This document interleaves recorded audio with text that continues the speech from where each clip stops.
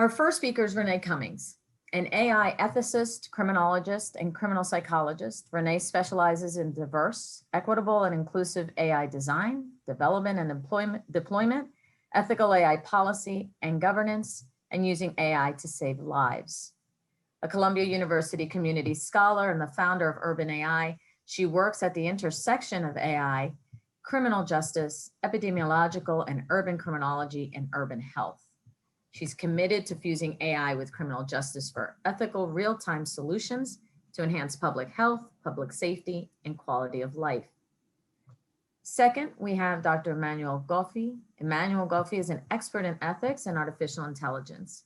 He holds a PhD in political science from Sciences Po Serie and has served in the French Air Force for 27 years, mainly as an analyst in international relations and ethics.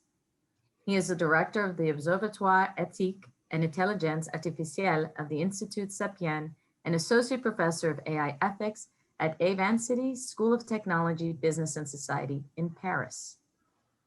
Last, our third speaker will be Dr. Alpin Patel.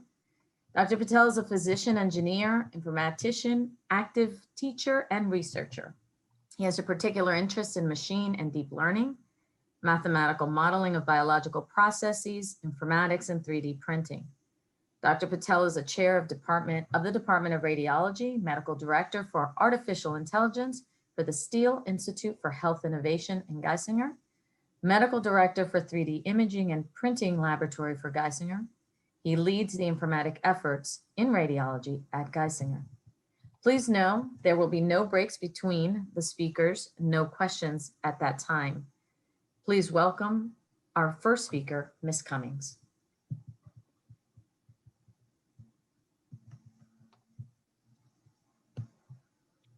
Thank you very much.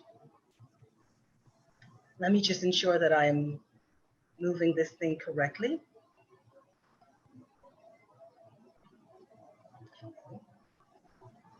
Just let me know if I'm moving this correctly at this moment. Yeah, I think you need to confirm screen control, ma'am. Okay. Alrighty, hold on. So I'm in view options. Let me just do this quickly. Right, I'm here. Thank you very much. You got it. So thank you so much. I'm here and happy to be here. It's a great moment to be on the frontier of innovation. Criminologist, criminal psychologist, and therapeutic jurisprudence specialist. And within the last few weeks, I began a residency at the University of Virginia School of Data Science as the first and historic data activist in residence. So today we're going to speak about algorithmic health and ethical wellness. And I want us to really think about this concept because it is a conversation that we definitely need to have. We need to start thinking about how healthy our algorithms are. And as we think about algorithms, we've got to think, and somehow I think my screen isn't moving. So maybe, I don't know what's going on there, but it's definitely. I can run slides for you. Okay, sure. So we can just move it to the next slide. So let's talk about algorithmic health. And algorithmic health is really wondering how healthy your algorithms are. And one of the things that I like to speak about is that an algorithm in itself is not independent. An algorithm using data has a history, and data also has a historic memory. And we've got to ask ourselves, how painful of a past is encoded in the data? And it's something that I like to think about against the backdrop of the use of data, and particularly how data has been used in a very punitive way, oftentimes weaponized against or to punish our Black, Indigenous people of color.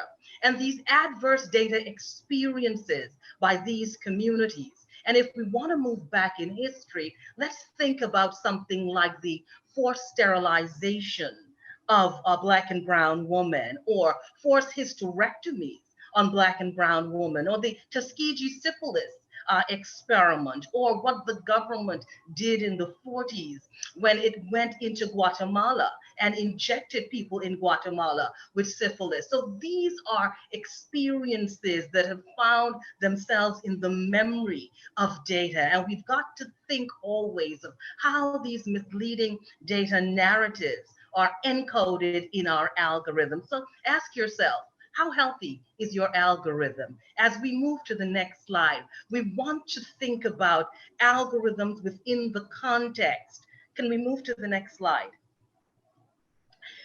Within the context of ethical negligence and data discrimination and ethical negligence, because I think we're moving slides all over. So ethical negligence really looks at the history of ethics, and we look at the history of how we have been negligent in data collection. And it really speaks to the fact, how did colonization, I think the slides are going all over the place there because I'm still on slide number 2. So in ethical negligence, we speak to the fact that how did colonial conquest impact data quality? And we look at things like classification and who's been doing the classifying. And we look at annotation and how do social forces impact what is relevant in data. We also look at what is lost in translation through interpretation. And we've got to look at what is behind the data. And I think at this moment now in data ethics, we've been speaking a lot about bias and about prejudice and about systemic racism. And as we move forward, we've got to think, you can change the slide, we have got to think about how history informs what we are doing today. And we've got to think about that whole ecology of inequality in our data. And we speak a lot about data disparities. And one of the things that I do as a data activist, and in particular as an AI ethicist, I work a lot with organizations who want to ensure that they have responsible AI, principled AI, trustworthy AI. So I do a lot of risk management, and that risk management is really about building resilient AI. And if you want your AI to be mature, and if you want your deployment strategies to be resilient, you've got to think about data disparities and how do we confront them. You've got to look at the social structure of data collection and systemic racism. You've got to think about power and privilege and how that informs the data collection process. You've also got to think about those political underpinnings of data and how they too, you can change the slide now, and how they too impact the whole sociological interpretation and the etiology of data discrimination. So historic, systemic, institutional discrimination, widespread biases that persist in society, pre-existing patterns of inclusion and inequality, default discrimination in the design process, the procedures, the policies, and the disparate impact data has on racial minorities. So these are all ways in which you can detect risk in your data sets and think about how healthy those algorithms are. Great. Lots of things to think about, definitely. Really a great presentation. I would just have kind of a different perspective on all that. Not that different, but I just want to put some nuances into all those considerations, and especially about this idea of trustworthy AI. I'm more than cautious about trustworthy AI for many reasons. The first one is that it's not AI that must be trustworthy, but the people that are developing it and people that are actually using it. AI per se is just a technology, but to think that it's autonomous enough to make decision by itself, which is not the case so far. So I'm very cautious about all those words, and I would just put them into a wider context, if you don't mind, to say something that is really interesting. We're talking about biases, and obviously those biases are really problematic today, definitely in many ways. But one of the biggest bias that we have to confront today, that we have to think about, is the almost unique perspective of the West on what is acceptable and what is not. On ethics, if we look at how ethics is tackled when it comes to AI, what we see is that the West is everywhere, right? What we call continental philosophy with Aristotle, Immanuel Kant, or Jeremy Bentham is the main way we think about ethics today. And when we think about all those concepts, all those principles, they just stem from this kind of philosophy. But what I do think is that at some point we would need to have some new perspectives coming in this field, because I do feel like we're in a dead hand. There are many codes of ethics regarding AI, maybe in the health industry or in other industries, defense industry. I've been working for the defense industry for a while. And I do think that there is a lack of diversity in the perspective on AI ethics, which is a huge bias, really huge bias. Obviously, I do understand that those biases here in the West are really problematic, but if you go in other countries, let's say about China, for example, I know that it's very controversial, but as an academic, I'm not supposed to have an opinion on what China is doing. I'm just supposed to make an analysis of it. So I feel like all those principles that we're developing here and that we're talking about here in the West do not apply actually in China. There is no such problems about biases in China. You know it, we know it, right? And I could take other countries where this kind of bias are definitely not a problem, or are less of a problem when you put them on the list of priorities. You will, because that's what Greg Shih was saying. There is money everywhere, right? So when you put a list of priorities, money is really high, and ethics can be really low depending on where you live. So the first point I really want to raise the fact that we cannot universalize those standards. I do believe in that, because they're really rooted into cultures, and because for some countries, obviously, for example, racial biases would be a problem. For others, it would not be a problem. Gender equalities would be a problem in the West. It would not be a problem in another country. So my point is, okay, now that we've done all that, and now that we see that we are, I think, in a dead end, there are more than 300 ethical codes all around the world, which shows that we're unable to have only one unique and universal standard, right? So my point is that, okay, let's see what other cultures, what other religions, what other wisdoms can bring to the debate, and maybe we might move forward with AI, because to some extent, I feel like, okay, we're just talking, it's a small group of individuals talking always about the same thing with always the same arguments.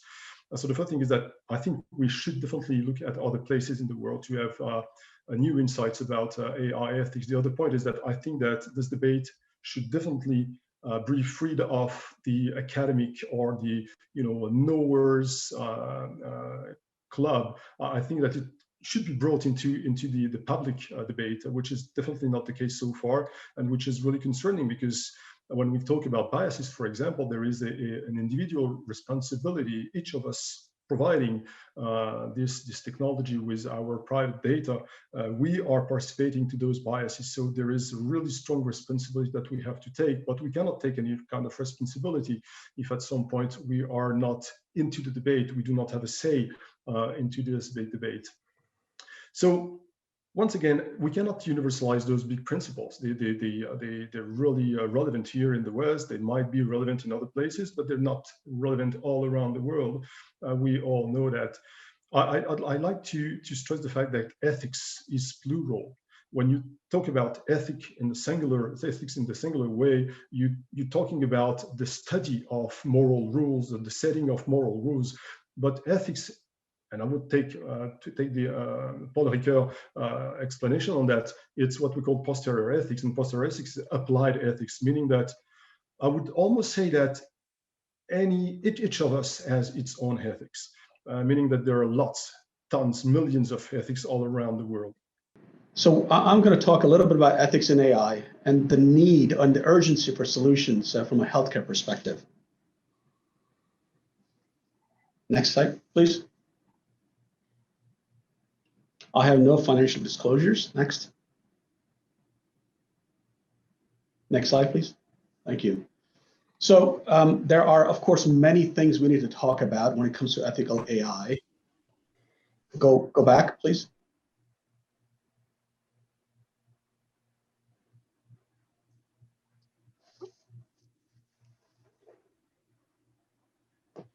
And the World Economic Forum in 2016 published a list of the top ethical issues in AI. Of course, there are many more, and some may disagree with the list, but this is what they published. And today we'll discuss two of the 9: unemployment, what happens after end of jobs, and racist robots. How do we eliminate AI bias? Next, please.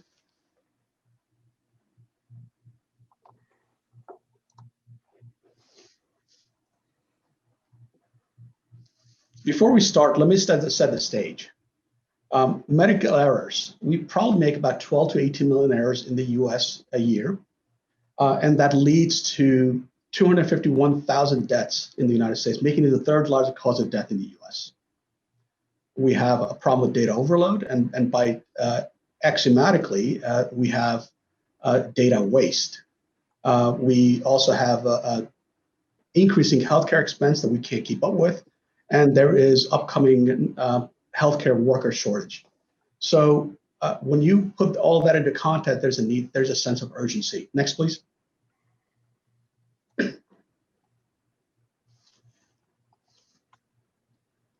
The bottom line is we need help, and unemployment is the first topic we'll tackle. Let's unpack that a little bit. So next, please. So if there's a busy neuroradiology practice, a single radiologist will probably look at approximately 50 MRI studies a day. That's about 1 image every 1.5 seconds. Let that sink in a little bit. Yes, I said 1 image every 1.5 seconds. We're reaching the limits of human capacity. If we do much faster than that, we will make errors. And some may argue that this is probably a too fast a pace anyway. Next, please. And then we make a significant number of measurements when we do different kind of imaging. In this case, echocardiogram, we make a lot of measurements, but humans can process about 3 to 7 variables in their head at a time and can't put that into context of thousands of people. Machines are better at that. And so can we use machines to help us with that?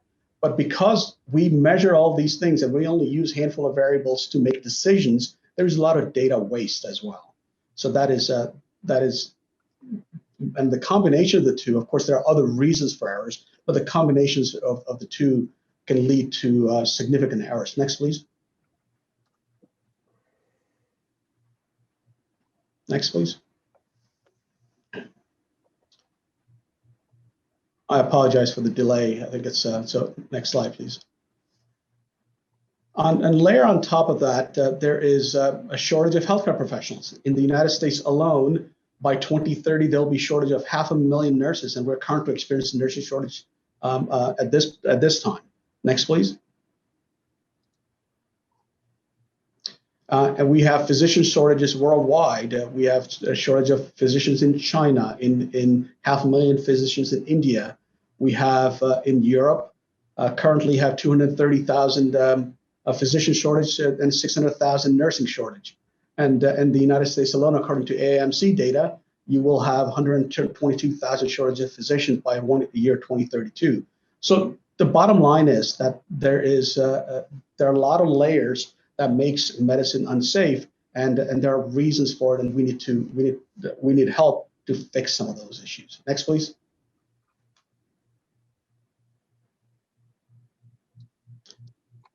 So unemployment, it's especially in medicine. I'm not worried about unemployment. I'm worried about being able to care for our patients due to staff shortages.